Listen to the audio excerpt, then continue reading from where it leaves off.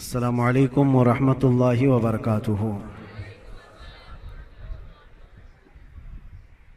अल्हम्दुलिल्लाहि वकफ़ा वसलामुन अला हबीबिहिल मुस्तफ़ा अम्मा बअद फ़अऊज़ु बिल्लाहि मिनश शैतानिर रजीम बिस्मिल्लाहिर रहमानिर रहीम वला तक़ूलू लिमन युक़तलु फ़ी सबीलिल्लाहि अमवात बल अहयाउन वलाकिन ला तशऊरून सदक़ल्लाहु मौलानल अज़ीम। बारगाह रिसालत मुआब सल्लल्लाहु अलैहि वसल्लम में दुरूद पाक का हदिया पेश करें। अल्लाहुम्मा सल्लि अला सय्यिदिना व मौलाना मुहम्मदिन मअदनिल जूदि वल करम व आलिहि व अस्हाबिहिल किराम व इब्निहिल करीम व बारिक व सल्लिम सलातन दाइमतन सरमदन अबदा। अज़ीज़ान गिरामी वक़ार, आज की मुहर्रमुल हराम की इस मजलिस में आपके सामने मैं बयान करने की गरज से हाजिर नहीं आया हूँ। आपके 10 रोज़ा जो मुहर्रम की मजालिस यहाँ पर चल रहे हैं, मामूल के मुताबिक चलते रहेंगे और उससे आप नसीहत हासिल करते रहेंगे। आज जुमा का दिन है, मुहर्रम का ये दूसरा जुमा है। इस जुमा में मैं सिर्फ और सिर्फ बरकत हासिल करने के लिए हाजिर आया हूं और दुआ करके मैं रुखसत हो जाऊंगा, इसलिए कि सरकार सय्यदुश शुहदा इमाम आली मकाम इमाम हुसैन आज़म रदी अल्लाह तआला अन्हु की बारगाह में खिराज अकीदत पेश करना, दर हकीकत हम उनका मकाम और उनका बुलंद मर्तबा बयान करके अपनी तारीफ कर लेते हैं, इसलिए कि जो उनकी तारीफ करता है अल्लाह उसका मर्तबा बुलंद कर देता है। एक बात याद रखें, हम हुसैनी हैं और हुसैन आज़म अमन का पैगाम देने वालों को कहते हैं। सय्यदुश शुहदा इमाम आली मकाम इमाम हुसैन रदी अल्लाह तआला अन्हु जुल्म के खिलाफ ही तो खड़े थे और उन्होंने अपनी पूरी जिंदगी में ये साबित कर दिखाया है, मौत और हयात सिर्फ इस दुनिया से मर जाने और कट जाने का नाम नहीं है। जो रसूल पाक सल्लल्लाहु अलैहि वसल्लम की मोहब्बत में मर जाता है, अल्लाह उसे हमेशा जिंदा रखता है। आज सिर्फ 2 चंद नसीहतें आपके सामने रखता हूं कि बहुत सारे लोग इमाम हुसैन का गम मनाते हैं कि उनकी शहादत हो गई, करबला में उनके बच्चे शहीद हो गए और उनका पूरा खानदान जिस आजमाइश में मुब्तला था, ये सब बयान करने के बाद रोते हैं, धोते हैं, सब कुछ गम फितरी बात है, जो भी सुनेगा उसको गम होता है। लेकिन मैं ये पूछना चाहता हूं, अगर सही मानों में इमाम हुसैन का गम ही है आप और सही मानों में उनसे मोहब्बत की वजह से गम करते हो, करबला के वाकयात सुनने के बाद आंखों में आंसू आ जाते हैं, तो कभी अपने चेहरे पर नजर डाल करके भी देख लेना, क्या ये हुसैनी चेहरा है या नहीं। गम हुसैन का तो है, चेहरा हुसैन का क्यों नहीं है। बड़ी बात है मेरे अजीज, तुम्हारे कहने में और करने में फर्क नहीं होना चाहिए। जिस चीज की मोहब्बत का दावा कर रहे हो वह हुसैन आजम रसूलुल्लाह की शरीयत और रसूलुल्लाह की सुन्नत बचाने के लिए अपने बच्चों का खून भी कुर्बान कर दिया, और आज हमारे बच्चे, हमारे नौजवान दिन भर न जाने कौन से ऐश में मुब्तला रहते हैं। नशा की जिंदगी, ताश के पत्तों में, शराब की बोतलों में। क्या ये जवानी आपको इसलिए दी गई है? हुसैन आजम का जिक्र सुनने वाला कभी ऐसा नहीं कर सकता कि उसकी नशे से दोस्ती हो, कभी नहीं हो सकता। कभी याद करो कि 3 दिन के भूखे और प्यासे सब्र के उस पहाड़ को। एक बात मैं आपको बता दूं, हमारे बच्चे की उंगली में भी अगर चोट आ जाए ना तो बेकरारी बढ़ जाती है। मैंने देखा है, मेरा 1 साल का बेटा दरवाजे में उंगली उसकी फंस गई थी, उंगली कट गई थी, तो लेकर दौड़े डॉक्टर के पास। डॉक्टर जब सुई से टाके लगा रहा था, बच्चा चीख मार रहा था, चिल्ला रहा था। और सच बताऊं, मजबूत दिल होने के बावजूद भी हमारे पैर कांप रहे थे। बार बार ये दिल कर रहा था कि बच्चे को थाम लूं। डॉक्टर और नर्स हमें आने से मना कर रहे थे, आप दूर खड़े रहिए, इलाज कर रहे हैं। उंगली के टाके देखा नहीं जाते हमसे अपने बच्चे के। वो इमाम हुसैन 6 महीने के बच्चे को लेकर जब यजीदियों के सामने आए, सिर्फ पानी के एक कतरे के लिए, और उन यजीदियों ने दूर से तीर चलाकर इमाम हुसैन के बच्चे को शहीद कर दिया। गले में तीर चला और खून का फव्वारा निकलकर इमाम हुसैन के चेहरे पर लगा। जानते हो मेरे अजीजों, अपने हाथों में उस बच्चे को लेकर क्या उन्होंने रोना धोना किया? नहीं, अल्लाह की बारगाह में पेश किया और अर्ज किया कि मौला मेरी ये छोटी कुर्बानी भी कबूल फरमा ले। क्या इतना जिगर है किसी के पास? एक तरफ भांजों के भतीजों की लाशों को देखना, अपने भाई की, सगे भाई की लाश देखना, बहुत सब्र किया। लेकिन कभी आप सोचते हैं ये सारा सब्र किसके लिए था? इसलिए था कि हुजूर की शरीयत हम तक पहुंच जाए, आने वाली नस्लें सीधे रास्ते पर चल सकें, इसलिए इतनी बड़ी कुर्बानी थी। और अगर आज हमारा नौजवान सीरत हुसैन पर नहीं चल सकता तो फिर वो गम हुसैन मनाने का अहल भी नहीं है, वो करबला सुनने का अहल भी नहीं है। करबला के वाकयात सुनने वाला नौजवान वो सच्ची तौबा करके सच्चे रास्ते पर चलने का अज़म करे तो ही हकीकी मानों में वो हुसैनी कहलाता है। और आपको पता है हुसैन आजम के साथ कौन था करबला में? सिर्फ उनका खानदान। 82 लोग, 82 लोग गए थे, जिसमें से तो 72 के करीब शहीद हो गए।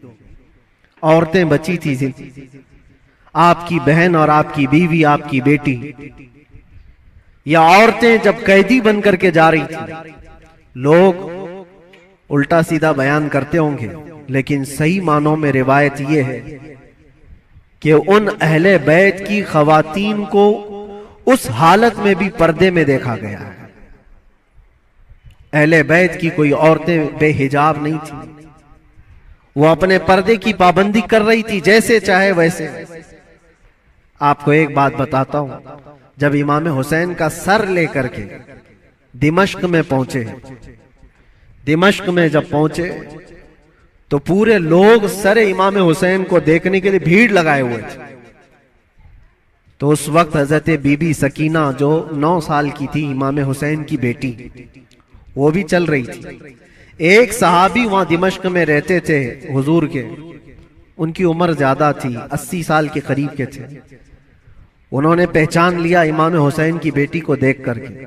वो करीब आए, कहा बेटा अफसोस है कि रसूलुल्लाह के इस नवासे को शहीद कर दिया गया, हम कुछ नहीं कर सके। बताओ कोई हाजत है तो मैं तुम्हारी हाजत पूरी करूं।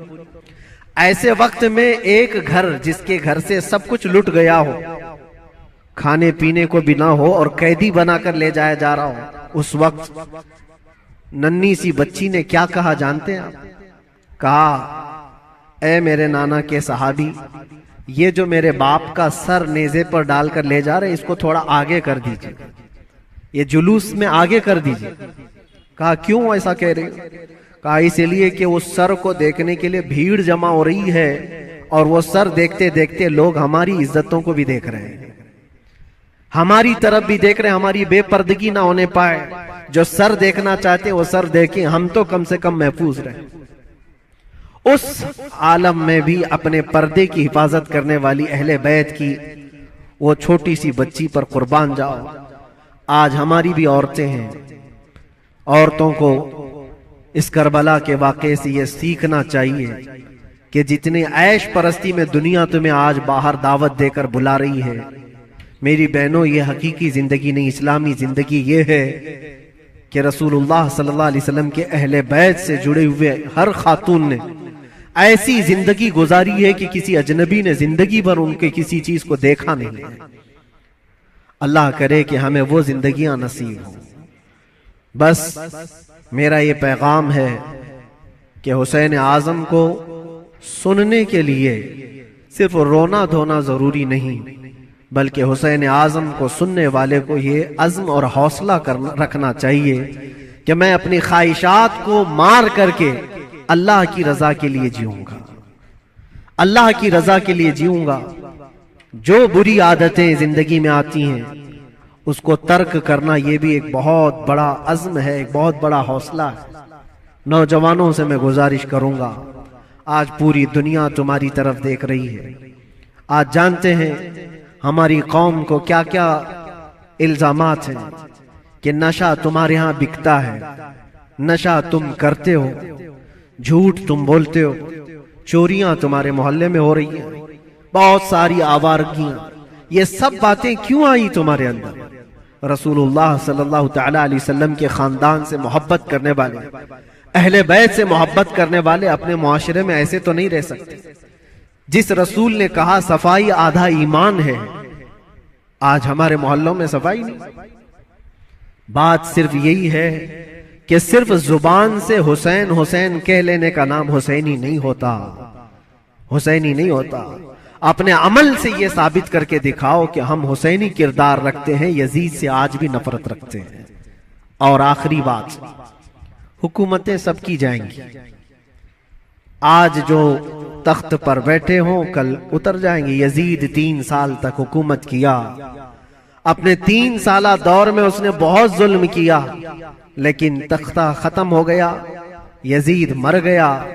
मुझे बताओ आज पूरी कायनात में झंडा यजीद का लहराता है या हुसैन का लहराता है?